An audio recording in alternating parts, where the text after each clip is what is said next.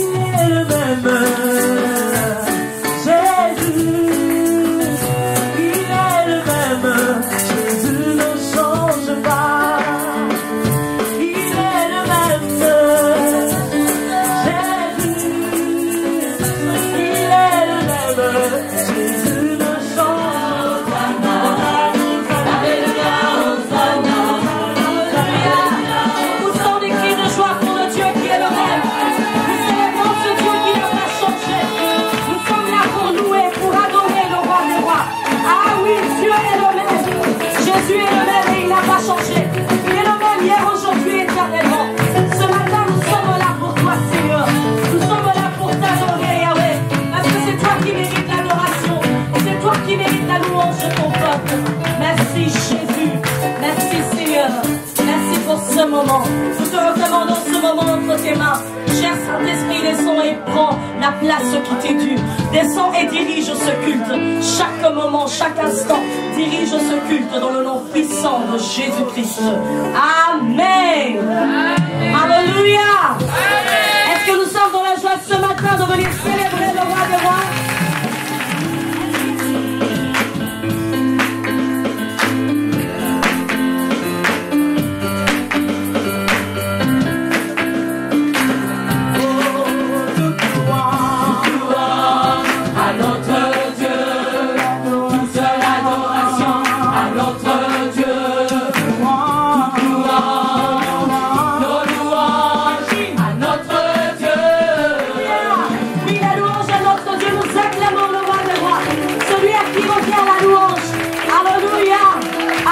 Nous poussons des cris de joie pour le roi des rois. Car à lui la louange, à lui la louange, à lui l'adoration, l'adoration à Dieu et à Dieu seul. Ce matin, nous voulons lui dire, Seigneur, même si le monde autour de moi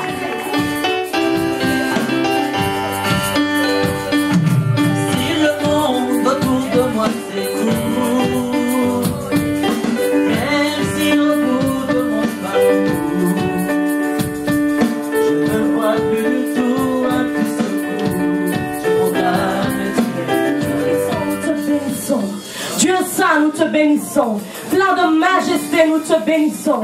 Nous te bénissons, Seigneur. Toi qui nous as pris, Yahweh, tel que nous étions. Toi qui n'as pas regardé, Seigneur, à ce que nous étions. Tu n'as pas regardé à nos péchés. Tu n'as pas regardé à la boue dans laquelle nous étions. Tu n'as pas regardé dans le mal dans lequel nous étions. Mais tu nous as pris tel que nous étions. Tu nous as aimés, Yahweh, dans la condition dans laquelle nous étions, Seigneur. Et tu as fait de nous tel que je suis.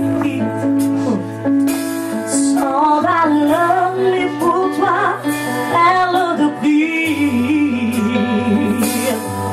Ta grâce, Seigneur, elle m'a trouvé tel que je suis. Sans valeur, mais pour toi, perle de prix. Nous chantons la majesté.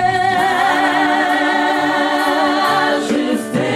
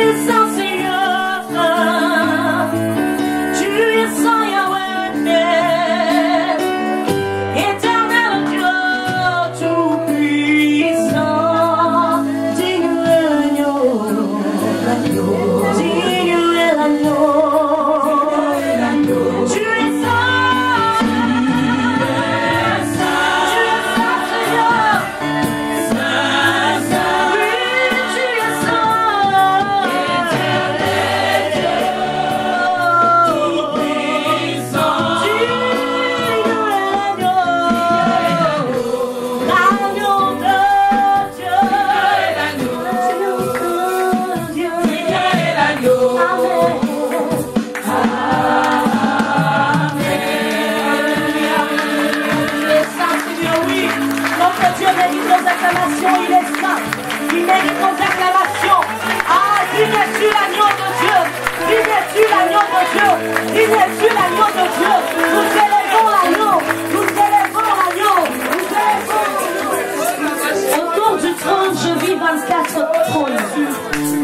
Et sur ce trône, 24 vieillards assis, revêtus de vêtements blancs, et sur leur tête des couronnes d'or. Du trône sortent des éclairs, des voix et des coups de tonnerre. Devant le trône brûlent 7 lampes ardentes, qui sont les 7 esprits de Dieu.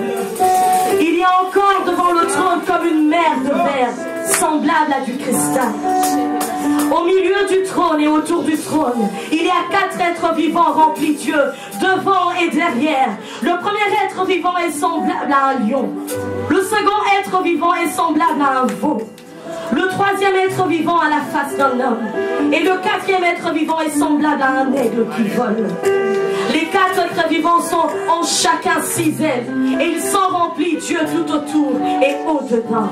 Ils ne cessent de dire jour et nuit, Saint, Saint, Saint est le Seigneur, Dieu le Tout-Puissant, qui était, qui est et qui vient. Saint, Saint, Saint est le Seigneur, le Dieu Tout-Puissant, qui était, qui est et qui vient.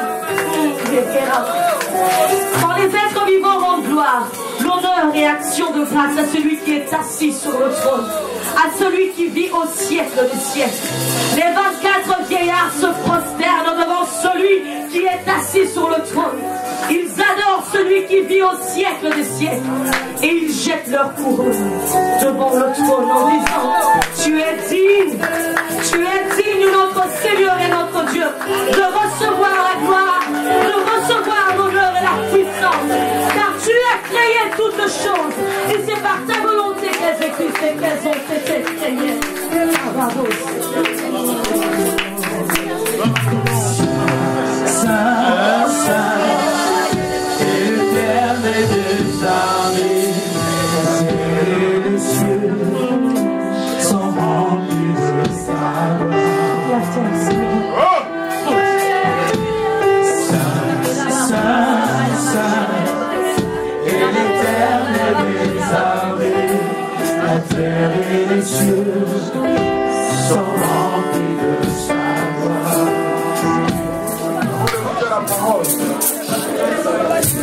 C'est moi qui chante ce cantique, mélodie venue du ciel. Un chant tout. Alléluia. Mon frère Tony.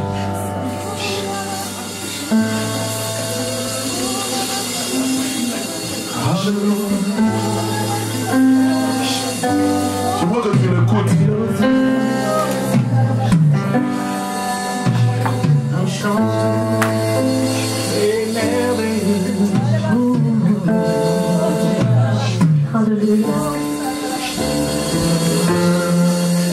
Tu seule voix, Seigneur. Nous voulons nous joindre aux anges et aux 24 pieds. Mélodie venue du ciel. Un chant tout est merveilleux. Un chant. Lève tes mains vers le ciel.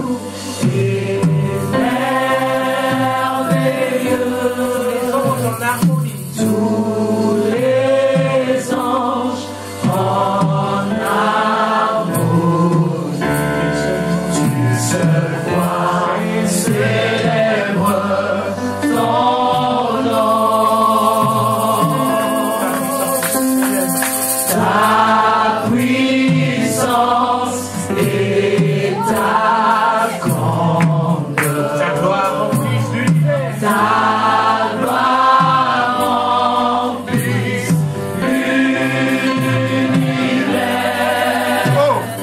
Dans l'éclat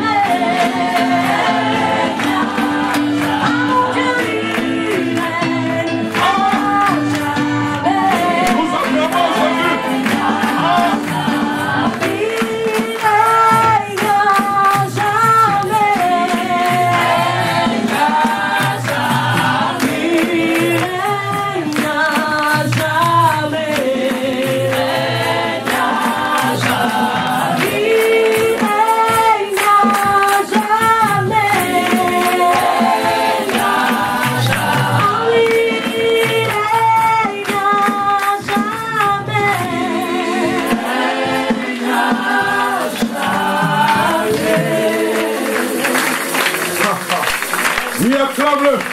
Tu es en train de confirmer le règne. Tu es en train de confirmer le règne de Dieu. Tu confirmes le règne de Dieu sous cette maladie. Tu confirmes le règne de Dieu sous ce problème. Jésus règne. Il règne. Et personne ne peut ôter son règne.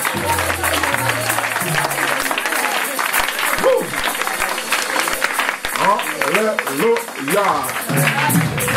Amen. Que le nom du Seigneur soit béni. Prière de vous rasseoir. La présence de Dieu est merveilleuse, n'est-ce pas? J'aime souvent dire dans la présence de Dieu, tu entres KO mais tu en sors OK. Parce que Dieu est celui qui restaure même les moindres détails de nos corps, même les moindres sentiments. Oh, mon petit copain m'a déçu. Jésus ne déçoit jamais. D'ailleurs, nous, on n'aura pas besoin de petits copains. Jésus est notre meilleur ami qui ne déçoit jamais sur le chemin de la route. Saisis la main de ton sauveur, car en lui tu trouves l'éternel bonheur. Amen. Et puis saluer le voisin, la voisine qui est à côté de toi, dit voisin, je bénis ce jour où le Seigneur t'a sauvé. Parce que s'il ne t'avait pas sauvé, je ne pense pas que je t'aurais connu.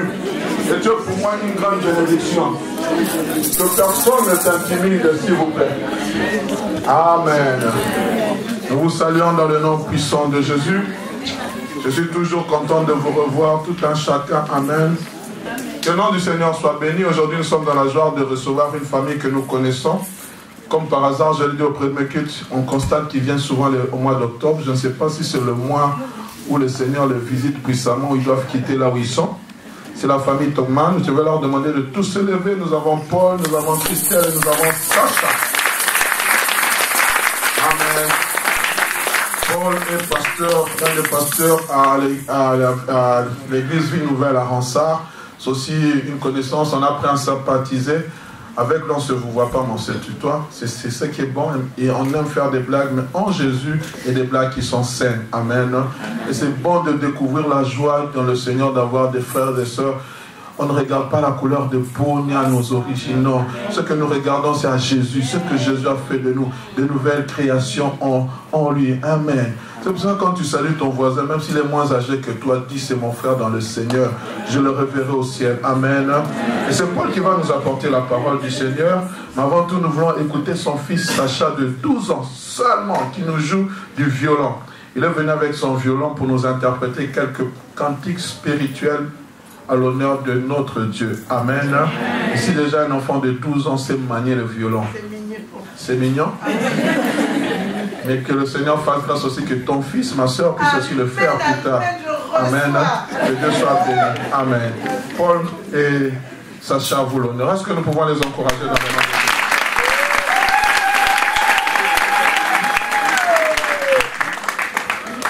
Voilà, on va vous interpréter 2 chants. Alors ce matin, le premier c'est Mon ancre et ma voile, dit tu es ma force, ma consolation, celui en qui je mets toute mon espérance. Et le deuxième chant, comme je le disais au premier culte, c'est un chant qu'on a chanté ici lors de la pastorale des ADD. C'est un chant que vous connaissez fort bien, qui a toujours porté dans mon cœur. Vous savez, il y a des hymnes comme ça que l'on chantera dans le ciel. Vous n'avez pas l'air de le concevoir, mais c'est vrai. Je suis un adepte des vieux chants, moi. Et donc j'aime beaucoup les nouveaux, mais les vieux chants ont une profondeur extraordinaire. Et ce chant-là dit « Dieu Tout-Puissant, quand mon cœur considère tout l'univers créé par ton pouvoir, je ne peux dire qu'en fin de compte que tu es un Dieu grand. » Amen.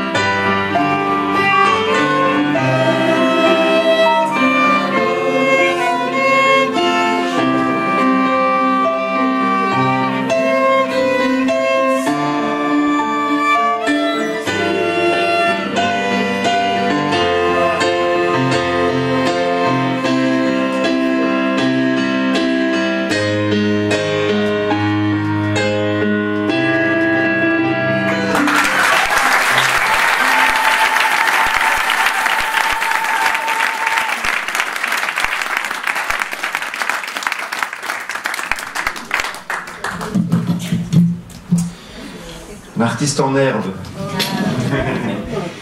Bénis Dieu pour tous ses talents, vous savez. Plus jeunes ils sont, plus facile ils ont à apprendre. Alors, comme je le disais ce matin, lorsque il m'a demandé de jouer d'un instrument, je pensais qu'il allait prendre un instrument qui se trouvait à la maison. Il faut savoir, il y a un piano, il y a un synthé, il avait une guitare à sa grand-mère, et puis il y avait une batterie aussi, puisque je joue de la batterie.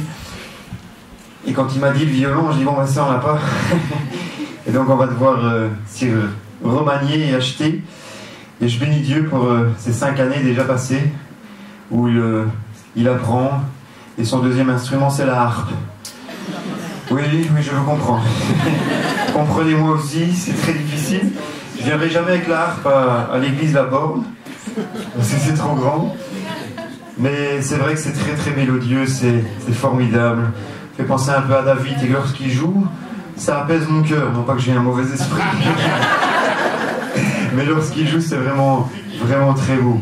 C'est extraordinaire. Et je bénis Dieu pour tous les talents qu'il peut donner aux enfants. J'ai essayé un peu le violon, mais j'ai très vite abandonné. C'est un instrument très très ingrat. Vous savez, jouer du piano, c'est... Bon, je ne vais pas dire que c'est facile, mais si vous appuyez sur la bonne note, c'est pas faux. Si vous êtes 1 millimètre plus haut ou plus bas, la note est fausse au violon. Et c'est ça la difficulté de l'instrument. Mais je bénis Dieu, je dis merci Seigneur. Voilà, que Dieu te bénisse, mon fils. Je suis très heureux d'être là, et nous sommes très heureux d'être là avec mon épouse, mon fils pour la 3e fois. C'est vrai que le temps passe. Alors je ne sais pas pourquoi c'est toujours au mois d'octobre, lorsqu'on prend des dates avec votre pasteur. Mais c'est comme ça, c'est que Dieu me veut ici au mois d'octobre. C'est vrai, vous en êtes convaincu? Parce que Dieu veut qu'on soit ici au mois d'octobre. Je vous remercie vraiment pour l'invitation. À chaque fois que nous sommes ici, nous sommes bénis. J'en prends autant que je vous donne. C'est pas mal ça, hein? J'en prends même plus. La louange était vraiment extraordinaire, magnifique. J'ai ressenti la présence de Dieu. Et je peux vous dire que vous êtes bénis, Église La Borne. Et on prie pour vous afin que le Seigneur remplisse de nouveau vos cœurs, vos âmes, et qu'il y ait des membres de qualité, afin qu'elles viennent se greffer à ce que vous êtes, et que par la foi, eh bien, vous puissiez acquérir le bâtiment dont vous rêvez. Amen. Voilà. Les rêves de Dieu pour vous, ça c'est un autre message. C'est pas le message de ma prédication ce matin, le titre de ma prédication ce matin. J'ai été travaillé par 2 textes. Ce matin, j'avais 3 prédications. Il faudrait un 3e culte, mais avec 2 on va suffire. Et je me suis dit, Seigneur, j'étais convaincu du premier, et puis les 2 autres, je me suis dit, bon, qu'est-ce que je fais? Et parfois ça m'arrive, souvent, ça m'arrive lorsque je me dis, Seigneur, lequel tu veux que j'apporte? Et puis je me suis arrêté sur quelque chose qui va certainement vous toucher ce matin, comme à chaque fois que l'écriture est annoncée, est ouverte. Et mon titre ce matin, c'est « N'abandonnez pas, mais persévérez ». N'abandonnez pas, mais persévérez. Qui d'entre nous, un jour, n'a pas voulu jeter l'éponge? Qui un jour d'entre nous n'a pas dit « C'est assez, j'arrête, c'est fini, j'en ai donné assez, c'est terminé, je stoppe toute activité, je veux rester dans les rangs, je veux rester là en tant que simple chrétien, peut-être même aller plus loin en disant j'arrête de lire ma Bible, j'arrête de prier, j'arrête d'aller à l'église, je stoppe tout, je retourne en arrière, parce que parfois on est déçu. Est-ce que Dieu peut décevoir? À chaque fois quand je pose cette question, il y a ceux qui ne veulent pas répondre parce qu'il y a un piège. Est-ce que Dieu peut décevoir? Eh bien moi je dirais que oui. Ah, alors vous me direz, pasteur qui dit que Dieu peut décevoir, je vais vous expliquer pourquoi. Il peut décevoir lorsque il ne répond pas à nos attentes ou à ce que nous désirons ou voulons. Alors on est fâché après Dieu. Regardez, Jonas était irrité contre Dieu. Pourquoi? Parce qu'il prophétise quelque chose qui n'arrivera pas. Ah ouais. Alors il est fâché. Il est fâché contre qui? Pas contre le peuple de Ninive, mais contre Dieu lui-même. Et Dieu va lui dire ceci: fais-tu bien de t'irriter? Oui, jusqu'à la mort. Ah, c'est un coriace, hein, Jonas. parfois j'ai l'impression que nous aussi, nous sommes des Jonas. Où on a tendance à s'irriter contre Dieu, c'est pas vrai? Parce qu'il ne répond pas ou il n'agit pas comme nous voudrions, selon notre volonté. Alors dans ces cas-là, oui, Dieu peut décevoir. En autre cas, en aucun cas, Dieu ne déçoit. Mais dans ce cas-là, on peut être déçu. On est déçu parfois par l'Église. On est déçu par les chrétiens. On est déçu par notre famille. On est déçu par notre pasteur. C'est pas vrai? Ah, il y a des authentiques ici, il y a des vrais. Les autres sont des hypocrites. Mais c'est vrai, on peut être déçu. Et on se dit, stop, j'abandonne. C'est trop dur, c'est trop difficile. La vie chrétienne, on m'avait dit que c'était une vie pavée d'or. Bah, celui qui vous a dit ça est un gros menteur. On m'avait dit que ça sentait tout le temps bon. C'était formidable, on vit dans une famille extraordinaire. Je ne connais aucune famille qui n'a pas de conflit. Aucune. Et si vous en connaissez une, il faut que tout de suite, à la fin de ce culte, vous me donniez l'adresse pour que j'aille demander leur recette. Parce que je ne connais pas de famille qui ait des conflits. Dans ma propre famille, il y a des conflits. Et dans l'Église, parfois, il peut y avoir des conflits. Dans l'Écriture, il nous est parlé de deux personnes qui étaient irritées l'une contre l'autre. Deux femmes. Et l'apôtre Paul mentionne ces deux sœurs en leur disant qu'ils y aient un même amour, un même sentiment. La preuve en est, c'est qu'il fallait une réconciliation. Et il nous est donné et demandé de la part de Dieu, c'est de nous aimer les uns les autres. Oui, il n'y en a pas beaucoup qui disent Amen. C'est de nous aimer les uns les autres. C'est de pouvoir avoir de l'amour les uns pour les autres. C'est de pouvoir s'aider. Alors parfois on dit se supporter, mais on l'explique mal. Parce que le verbe supporter, c'est porter sur, c'est l'aider, le soutenir. C'est pas il faut que je le supporte. Il faut que je la supporte. Comme je connais quelqu'un, certains me disent, parfois vous savez, moi je vais mériter une médaille d'avoir supporté ma femme toute ma vie. Je devrais avoir une coupe en or. Et la femme pourrait en dire de même de son mari. Je mérite une médaille. Le but, c'est de se supporter les uns les autres, d'aider lorsque l'autre est en difficulté, d'aider l'autre lorsqu'il est à la traîne, lorsqu'il est dans la lassitude, lorsqu'il est, à un moment donné, au bord du gouffre. C'est de ne pas le pousser, mais c'est de le rattraper. Vous êtes d'accord avec moi? Et le Seigneur nous aide et nous demande justement de ne pas abandonner, mais de persévérer jusqu'à la fin. Jusqu'à la fin. Alors on va faire une lecture ce matin dans Hébreux chapitre 10, versets 35 à 39. Hébreux chapitre 10, versets 35 à 39. N'abandonnez donc pas votre assemblée à laquelle est attachée une grande rémunération, car vous avez besoin de persévérance, afin qu'après avoir accompli la volonté de Dieu, vous obteniez ce qui vous est promis. Encore un peu de temps, et celui qui doit venir viendra, et il ne tardera pas. Et mon juste vivra par la foi. Vous entendez? Et mon juste vivra par la foi. Mais s'il se retire, mon âme ne prend point plaisir en lui. Nous ne sommes pas de ceux qui se retirent pour se perdre, mais de ceux qui ont la foi pour sauver leur âme. Amen. Mais vous dites Amen ce matin à la parole de Dieu? Amen. Nous ne sommes pas de ceux qui se perdent et qui abandonnent si facilement, mais de ceux qui ont la foi pour sauver leur âme. Oui, l'envie d'abandonner pend au nez de tous. Il ne faut pas croire que ça arrive simplement aux serviteurs de Dieu, aux héros de la foi, des temps anciens et des temps modernes, mais ça arrive à chaque enfant de Dieu de passer par des moments de désert, des moments où c'est difficile, des moments où la lassitude arrive, des moments où peut-être la déception est là et qu'on a envie de jeter l'éponge en se disant « c'en est assez ». Et pourtant, la parole de Dieu tout entière et Dieu lui-même nous encourage à persévérer. Depuis que je suis chrétien et j'en ai entendu dans le ministère, des hommes, des femmes, des chrétiens, des authentiques enfants de Dieu, que je ne blâme absolument pas, que je ne lance aucune pierre, mais de me dire, j'en ai assez, frère. J'en ai, excusez-moi l'expression, j'en ai marre. J'ai des soucis. J'ai envie de jeter l'éponge. Ça ne va pas dans mon mariage, ça ne va pas dans ma famille, ça ne va pas à mon travail.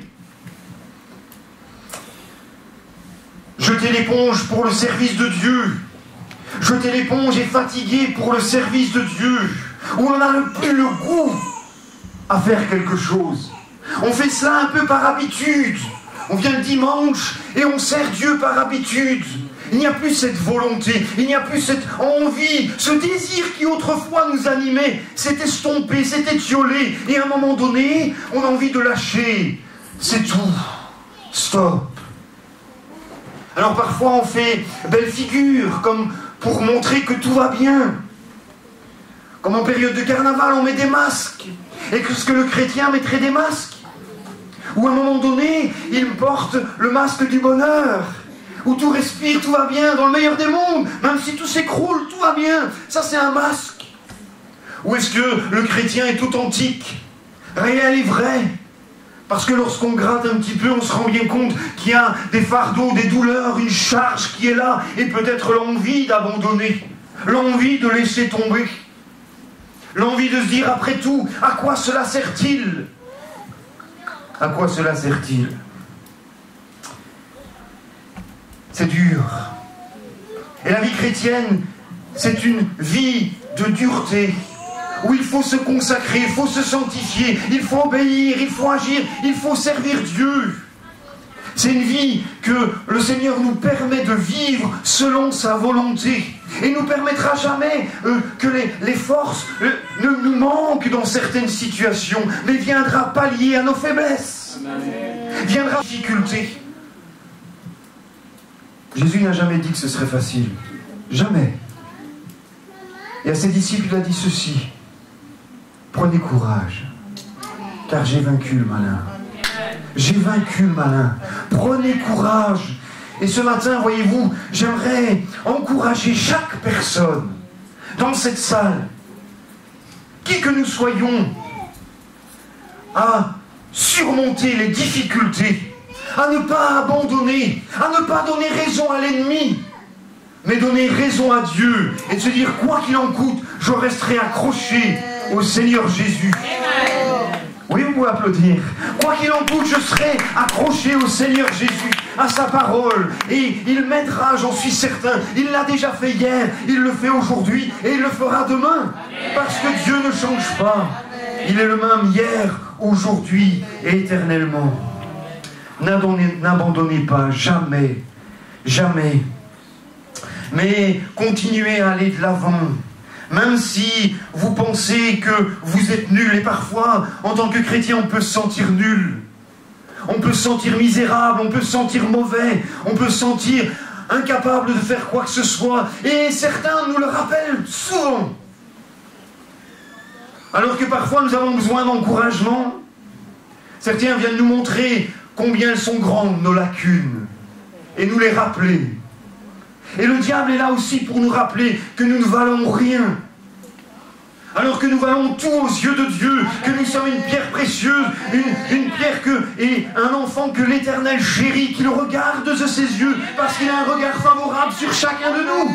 Amen. Et oui, ne vous laissez pas tromper par l'adversaire. Ne vous laissez pas tromper par le diable qui susurre à notre oreille que nous ne valons pas un clou. Oh, c'est vrai. Mais avec la grâce de Dieu, nous sommes enfants de Dieu. Et l'apôtre Jean le rappellera et le mentionnera en le disant, nous le sommes. Ce n'est pas une utopie, ce n'est pas un rêve, c'est une réalité. Nous sommes enfants de Dieu. Gloire soit rendue au Seigneur. Oui, même si on pense que l'on est nul, que personne ne misera sur nous. Vous savez, dans l'Écriture, je suis persuadé que vous allez me suivre ce matin, qu'on n'aurait jamais misé sur une personne, sur Saul de Tarse. Jamais personne n'aurait misé, ne serait-ce qu'1 euro, sur la Saul de Tarse. où on aurait rappelé, comme Ananias, Seigneur, attends, tu n'es pas au courant, mais je vais te dire, cet homme, ce qu'il fait, de la manière dont il gère les choses, de la manière dont il persécute ton église, j'ai l'impression que tu es en retard, je vais t'expliquer. Et pourtant, d'un Saul de Tarse, Jésus en a fait l'apôtre Paul. De esclaves que nous étions, Dieu a fait de nous des hommes, des gens, des femmes libres. Oh oui, c'est vrai, personne n'aurait peut-être misé sur nous. Mais Dieu a misé sur moi, Dieu a misé sur toi, et il veut que tu accomplisses sa volonté et que tu continues, même si la route elle est difficile, même si c'est dur. Nous sommes dans les temps de la fin, mes amis. Je ne vous annonce rien de nouveau. On le sait. Et de plus en plus, par rapport à l'actualité, par rapport à ce que nous voyons, ce que nous entendons, nous sommes plus en danger aujourd'hui qu'hier. Et oui, avec toutes les atrocités qui se passent dans notre société, et ça ne se passe pas au bout du monde. Ça se passe dans nos communes, dans notre pays, dans nos villes. Et on sait que la terreur s'installe. On sait que l'angoisse s'installe. On sait qu'à un moment donné, eh bien, le monde vit dans la peur, dans l'angoisse. Je suis avec des collègues au travail, comme vous et moi, et on entend combien ils ont peur. Certains n'osent même plus aller dans les grandes surfaces où il y a de grands rassemblements. Ils préfèrent rester chez eux. Ils préfèrent rester chez eux. Est-ce que le chrétien aurait-il peur? Mes jours sont comptés. Et Dieu le sait, du début à la fin. Si je ne dois pas mourir, je ne mourrai pas. Et si à un moment donné tu as prévu que je meure, eh bien je mourrai. Et je n'ai pas à avoir peur. Mes destinées sont dans ses mains. Dans ses mains. Pas dans la main de l'ennemi, dans la main de Dieu. Et c'est lui qui dirige nos pas et nos vies. Non jamais abandonner, mais toujours persévérer. Nous l'avons lu dans Hébreux chapitre 10, verset 35. Nous avons besoin de persévérance. Et plus que jamais aujourd'hui, le peuple de Dieu a besoin de persévérance. Il ne faut pas croire que l'on va s'en sortir tout seul. Vous savez, c'est Samson qui a cru cela. Il a cru, et il l'a même dit lui-même, je m'en sortirai comme les autres fois. Je ne peux rien faire. Et d'ailleurs, Jésus dira, vous ne pouvez rien faire sans moi. Mais avec moi, il est possible d'accomplir des prouesses, d'accomplir des choses extraordinaires, de vaincre et d'abaisser les montagnes, de demander à la montagne de s'enlever de là, de se jeter dans la mer. C'est écrit, c'est biblique. Et je crois en ce que la Bible dit. Vous le croyez aussi? Amen. Oui, il faut le croire, mes amis. Nous avons besoin de persévérance dans notre société. Jésus revient bientôt. Et il faut être prêt à le rencontrer. Prêt à le rencontrer. Tout finit par finir. Tout finit par passer. Quelles que soient les difficultés. Vous savez, parfois, on se dit, par rapport à la difficulté que l'on a maintenant, on se dit, j'y arriverai jamais. Mais on l'avait dit ça aussi à la difficulté précédente. Et la difficulté avant encore, antérieure, on l'avait dit, j'y arriverai jamais. Et pour finir, lorsque l'on regarde, on se dit, mais j'y suis arrivé les deux dernières qui me paraissaient colossales, infranchissables. Mais par la grâce de Dieu, j'y suis arrivé. Pourquoi celle-ci serait-elle difficile ou plus dure que l'autre? Ça, c'est nous qui pensons cela. Mais à Dieu, rien n'est impossible, mes amis. Et ce qu'il est capable de faire, et ce qu'il a été capable de faire autrefois, et dans mes épreuves précédentes, il arrivera et m'aidera à surmonter celle-ci. Sans que j'abandonne, sans que je laisse tomber, sans que j'arrête. Je ne comprends pas pourquoi cela tarde.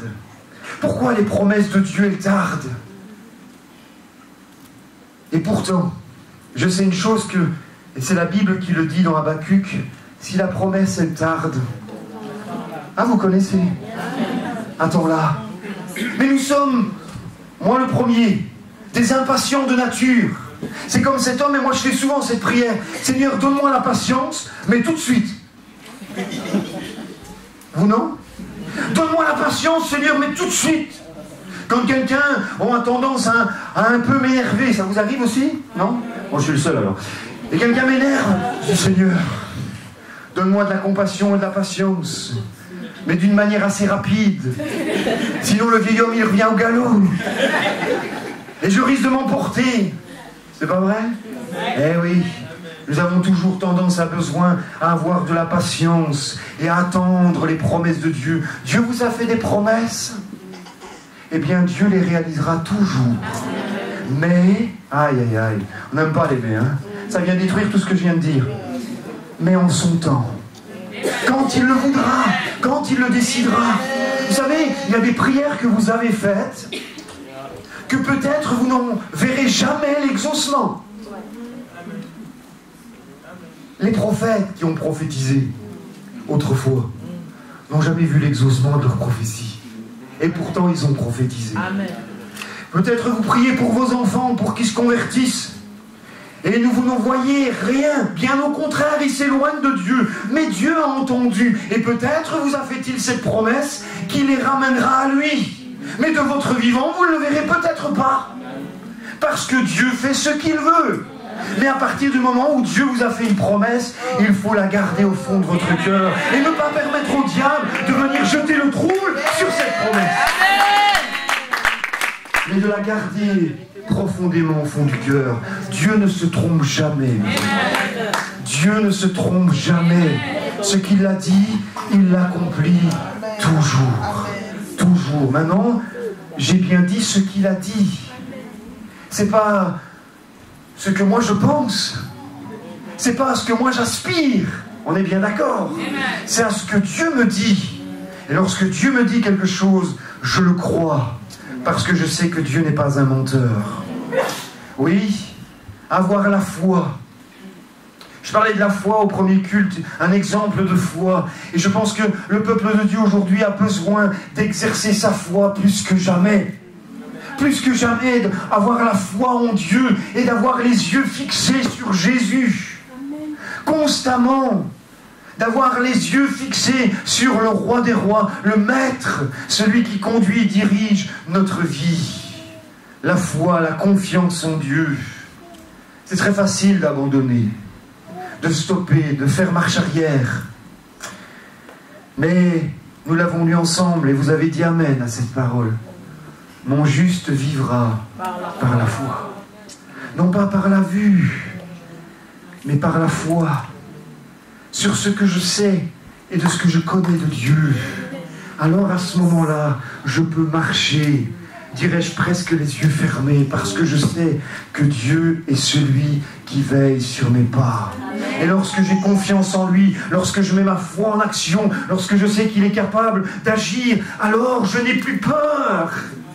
Je n'ai plus d'angoisse, je n'ai plus de doute, je n'ai plus de crainte, mais je crois fermement. Et le diable peut venir essayer de me susurrer plein de choses. Je connais et je sais que Dieu m'a dit. Et lorsqu'il me le dit, je peux le croire avec certitude. Le croire avec certitude. Vous savez, à un moment donné, Jésus était en train de prêcher. Et il enseignait la foule. Il enseignait ses disciples aussi. Et qu'est-ce qu'il nous est dit? Dans l'évangile de Jean, à un moment donné, la parole de Dieu me dit qu'ils se retirèrent l'un après l'autre. Pourquoi?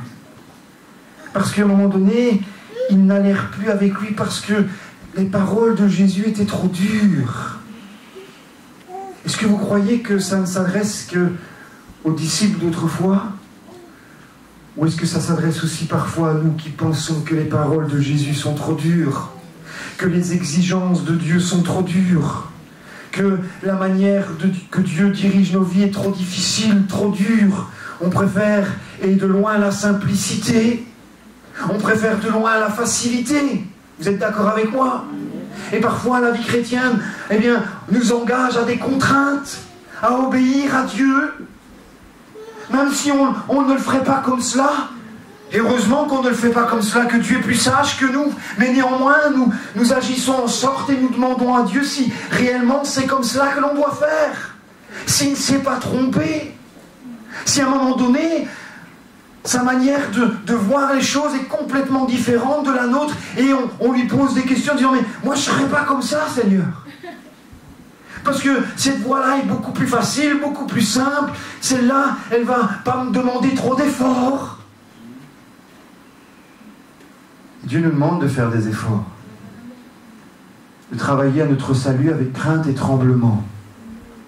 Et il y a toujours des conditions à la vie chrétienne. J'obéis, Dieu agit. Je désobéis, ben Dieu n'est pas content.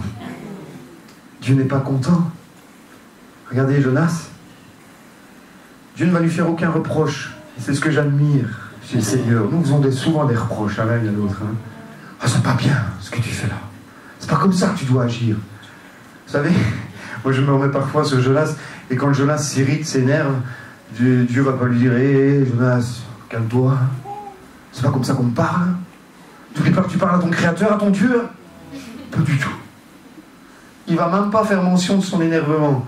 Il va juste lui dire attends, toi tu t'irrites pour un arbre qui est né dans un jour et qui est mort dans l'autre. Moi j'aurais pas pitié pour une grande ville.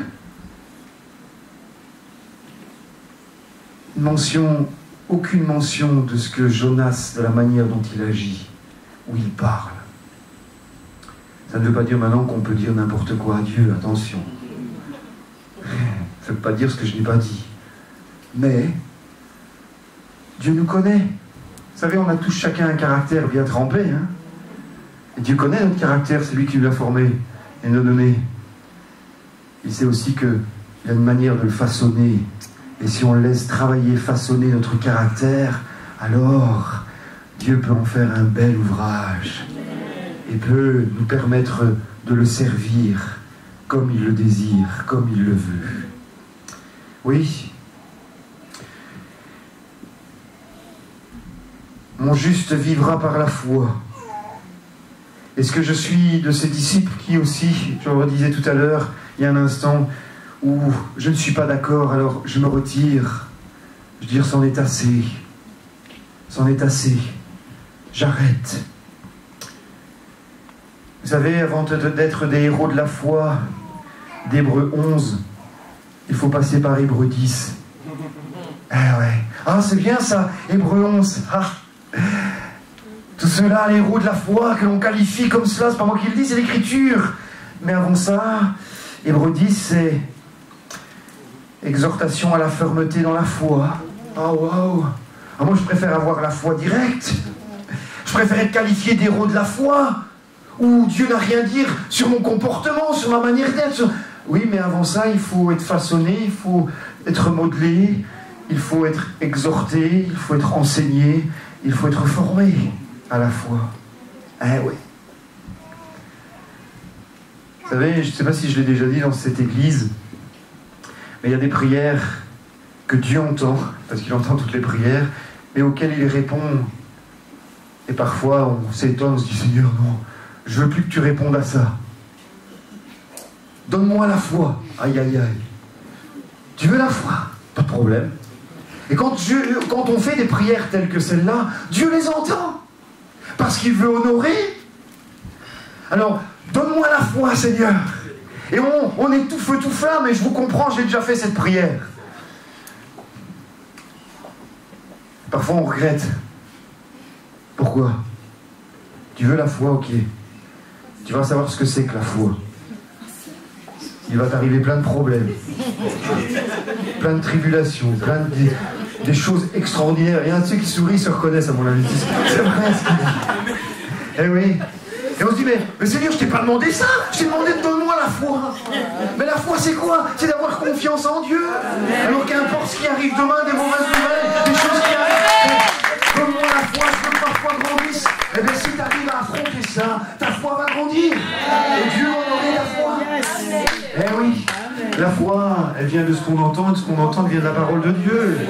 Eh oui. Et quand Dieu nous parle, et dit, tu veux que je t'augmente la foi, pas de souci. Alors attends-toi à ce que ta foi augmente non pas comme tu le souhaites, mais comme Dieu le veut. Et c'est à ce moment-là qu'on dit, stop Seigneur, j'ai compris, je vais changer de système. Eh oui. Ah là là là là, c'est vrai que c'est pas toujours évident de pouvoir suivre le Seigneur, de suivre le Seigneur. Vous savez, à un moment donné, je connais un homme, un serviteur de Dieu que vous connaissez aussi, prophète de l'Éternel, c'est Élie. Alors il vient de tuer 400 prophètes de Baal et 400 prophètes d'Astarté, 450, et les a égorgés, un après l'autre. C'est pas moi qui le dis, c'est l'écriture. Et les a égorgés. Il n'a pas peur. Plein de fou, plein de foi, plein d'énergie, plein de zèle. Et à un moment donné, il va fuir. Par une lettre. Comme quoi la lettre tue. La lettre tue. Et qu'est-ce qu'il va faire? Il a peur d'une femme. Faut dire que c'est une drôle de femme aussi. C'est Jézabel, c'est pas quelqu'un de... femme du roi, donc quelque part, avec une autorité. Et il va fuir. Et qu'est-ce qu'il va faire? Ce grand homme de Dieu, il va tomber dans une déprime, une dépression extraordinaire. Ou qu'est-ce qu'il va faire? Il va réclamer la mort. Pour lui, c'est fini. J'en ai donné assez. Regarde, je viens de tuer tous les prophètes de Baal, les prophètes d'Astarté. Tu ne trouves pas que c'est assez? Maintenant, c'est bon, quoi. On voit quelqu'un d'autre. La déprime, l'envie de tout stopper, de tout arrêter, de ne plus continuer la course, de ne plus continuer la marche, de se dire c'est fini, c'est bon ainsi. Et quand Dieu ne met pas le point, mais qu'en dessous de notre point, il met une virgule, ça veut dire que ça continue. Amen. Eh oui, nous avons tendance à mettre le point, comme si c'était le point final. Un autre parcours, une autre course, une autre marche avec Dieu. Mais ce que j'aime dans l'orthographe et dans le français, c'est qu'on peut rajouter une virgule. Et Dieu souvent rajoute la virgule, parce qu'il n'en a pas fini avec nous. Et qu'est-ce qu'il va dire à Élie? Tu sais, Élie, tu crois que tu es tout seul. Mais en fait, je m'en suis réservé 7000. Tu crois que tu es tout seul dans ta marche. Mais n'aie pas peur, il y en a d'autres avec toi qui sont là et qui n'ont pas plié le genou devant Baal. Ceux-là, je me suis réservé. Alors maintenant, j'ai une autre mission pour toi. Tu vas aller oindre le prophète Élisée. Et il prendra ta place. Mais ne dis pas c'est fini. Parce que le point final, c'est Dieu qui le met. Et jamais nous. Rappelez-vous de cela, frères et sœurs. Rappelez-vous de cela. J'ai jusqu'à quelle heure? Je ne peux même pas regarder ma montre. Car, ok. Je termine bientôt alors. Comprenez qu'il y a un combat spirituel. C'est mon dernier point. J'en ai déjà fait allusion, le diable veut détruire notre destinée. Souvent on peut se dire, la vie m'a jeté à terre. La vie m'a jeté à terre. Et aujourd'hui, dans cette salle, peut-être que certains ont ce désir de tout stopper, de tout arrêter, de tout abandonner. Ou peut-être, demain, le diable viendra, mettra des bâtons dans les roues dans votre marche chrétienne, avec toutes sortes de choses qui viendront et qui vous ébranleront dans votre foi. Et vous aurez peut-être l'envie d'abandonner, l'envie de stopper en disant « C'est bon, stop, prends-moi la mort, prends-moi la vie. La mort, je préfère mourir. »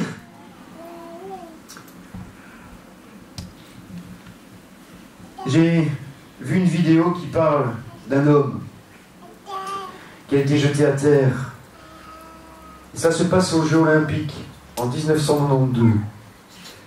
Et cet homme, voyez-vous, c'était le plus grand des favoris.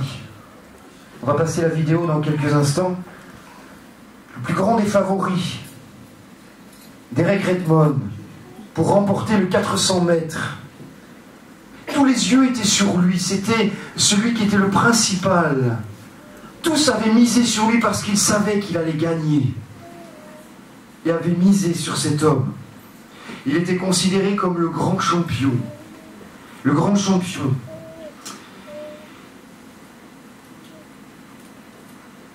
Et voyez-vous, pendant cette course, il va avoir un drame. Et je vous invite à le découvrir ensemble. Peut-être qu'on peut fermer les lumières.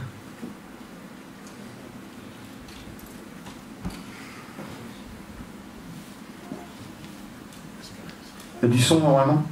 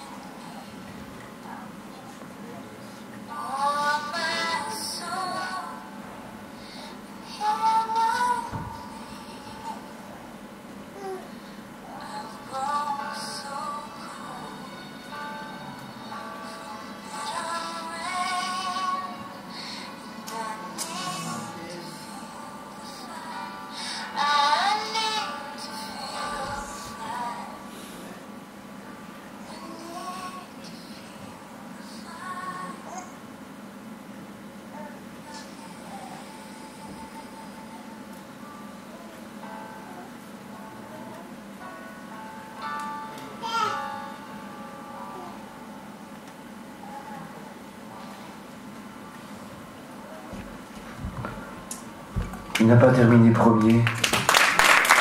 Il a fini la course.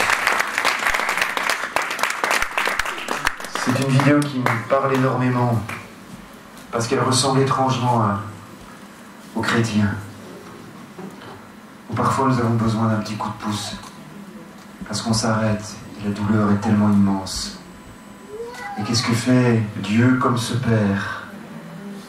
Il vient vers nous, il nous aide à continuer. Et c'est vraiment ça que le Seigneur veut pour nous ce matin. C'est que nous n'abandonnons pas, mais que nous puissions persévérer, continuer jusqu'à la fin. Amen. Amen. On va s'incliner un instant dans la prière.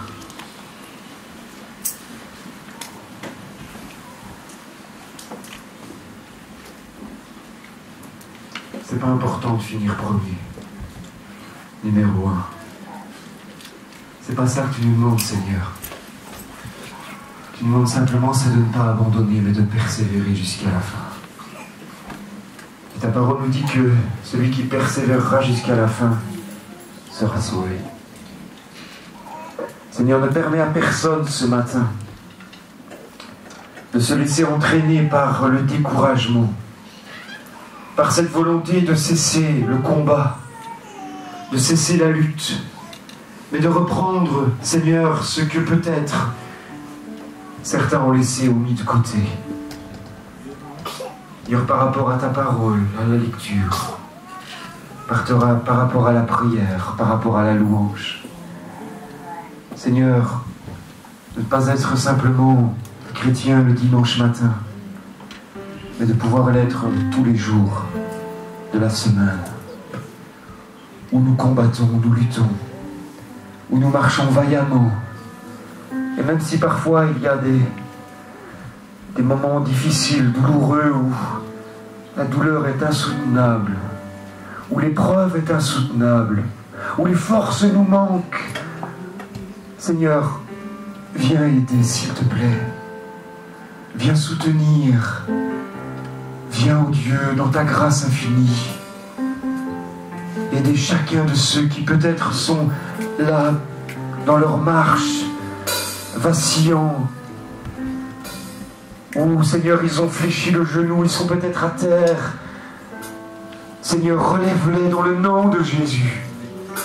Ce matin, je te prie d'agir dans ce lieu pour la gloire et l'honneur de ton nom, afin que personne ne se perde et que chacun arrive à passer cette ligne d'arrivée jusqu'au moment où tu viendras nous chercher. Seigneur,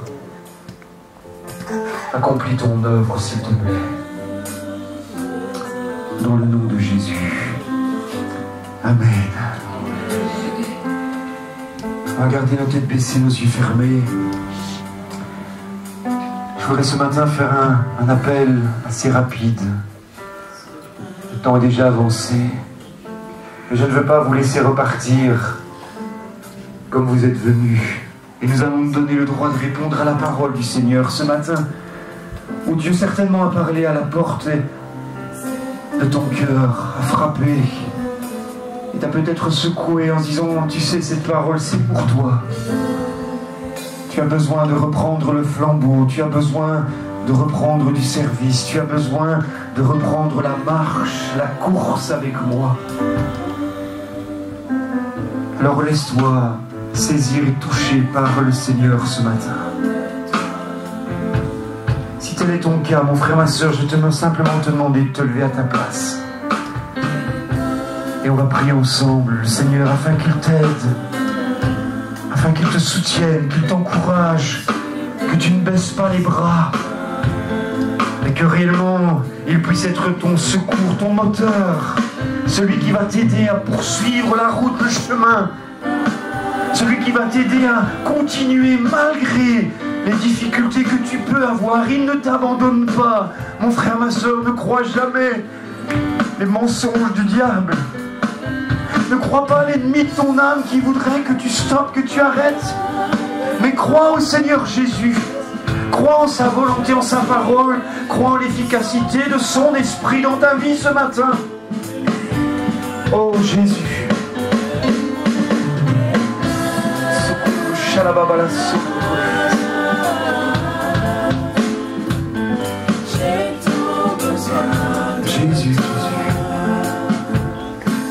Tu es celui ce matin qui agit au plus profond des cœurs. Tu vois tous ceux qui se sont levés. J'aimerais que l'Église aborde ceux qui sont assis, prie pour tous ceux qui sont debout. Sois leur soutien dans la prière. Simplement, que l'on puisse prier ensemble, Dieu, afin d'agir pour leur cœur et dans leur vie. Qu'ils puissent se sentir touchés par toi ce matin, Père. Nous te prions dans le nom puissant de Jésus. Vois le découragement de l'un, la solitude de l'autre, les épreuves de l'un et de l'autre, les fardeaux qui s'amoncellent l'un après l'autre, les problèmes familiaux, les problèmes de travail, les problèmes qui nous empêchent et qui nous voilent. Seigneur, la route qui nous barre, la route qui nous stoppe. Je vais te demander, Seigneur, c'est d'agir ce matin dans tous les domaines. Que tu répondes favorablement à l'attente de tes enfants dans ce lieu. Que tu les touches, que tu les visites, que tu les bénisses dans le nom puissant de Jésus. C'est à toi que nous crions, Seigneur, afin que tu te manifestes, Père, pour l'honneur et la gloire de ton nom. Permets que dans les jours à venir, tes enfants puissent voir des situations débloquées dans le nom de Jésus et qu'ils puissent repartir reconnaissants de ce que tu as agi, de la manière dont tu as opéré. Seigneur, bénis-les abondamment. Je te prie de les bénir ce matin. J'aimerais avoir tes mains. Et tu fais ça mieux que moi. Tu vas visiter, tu vas toucher avec tes mains, Seigneur, chacun de ceux qui sont là ce matin et qui ont besoin de ta grâce. Bénis cette église, Père. Qu'elle prospère entre tes mains, qu'elle grandisse, qu'elle s'affermisse en toi, qu'elle regarde à toi et à toi seul pour avancer sur ce chemin. Père, louange et honneur te soient rendus. Bénis ton serviteur. Bénis son épouse, les enfants. Tu les entoures de toi, tu leur fais du bien.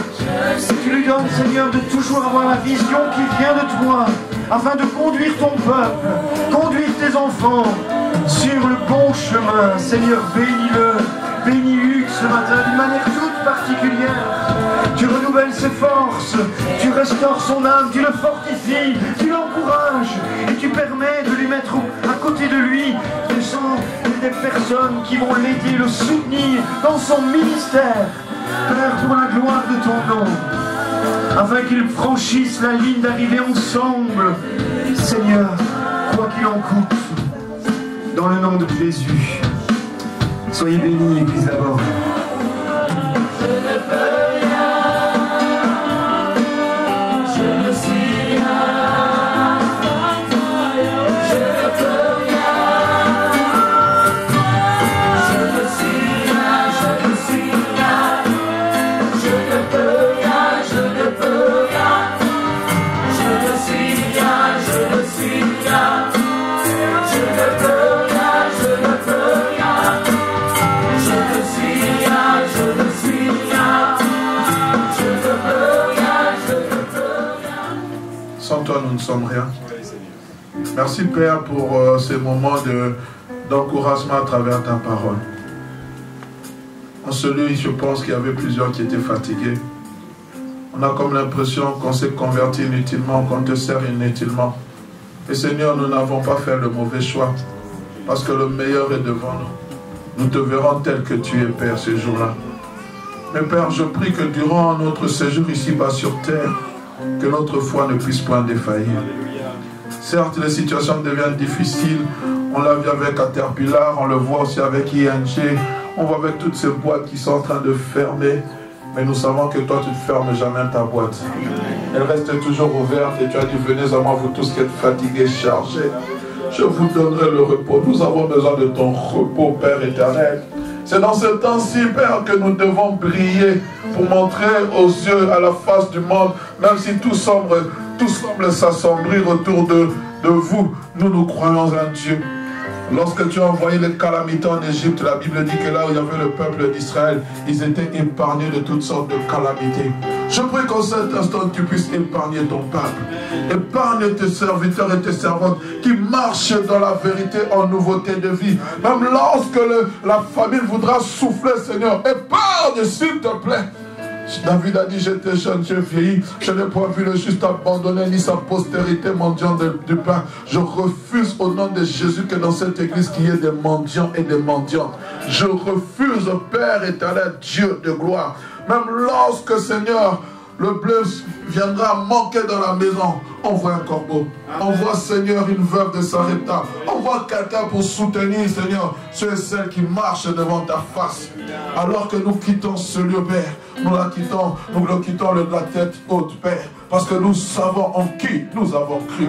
Nous avons cru au rémunérateur et au consommateur de notre foi. Nous avons cru à celui qui est capable de transformer le chaos en ok. Nous avons cru à celui qui est capable de changer la destinée de notre vie. David était dans un moment d'angoisse. Il a dit, mes destinées sont entre tes mains. Père, je vivrai, je ne mourrai pas, je vivrai et je raconterai les bontés de l'Éternel. Seigneur, que ceux qui sont désespérés puissent retrouver espoir au nom de Jésus, compter les bontés de l'Éternel, afin de déclarer, l'Éternel est bon, l'Éternel est bon, il m'a fait du bien. Que ceux qui crient à toi nuit et jour obtiennent justice au nom de Jésus. Seigneur, même si c'est une prière oubliée par eux, Seigneur, fais comme tu avais fait à Zacharie. Tu viens, l'ange se présente et dit, ta prière a été exaucée. Oh Père, tu es capable de le faire. Alléluia. Que mon Dieu vous bénisse. Amen. Allez dans la paix du Seigneur. Au nom du Père et du Fils et du Saint-Esprit. Amen. Amen. S'il vous plaît, le frère Paul va se tenir avec son épouse. Comme ça, vous aurez le privilège de les saluer.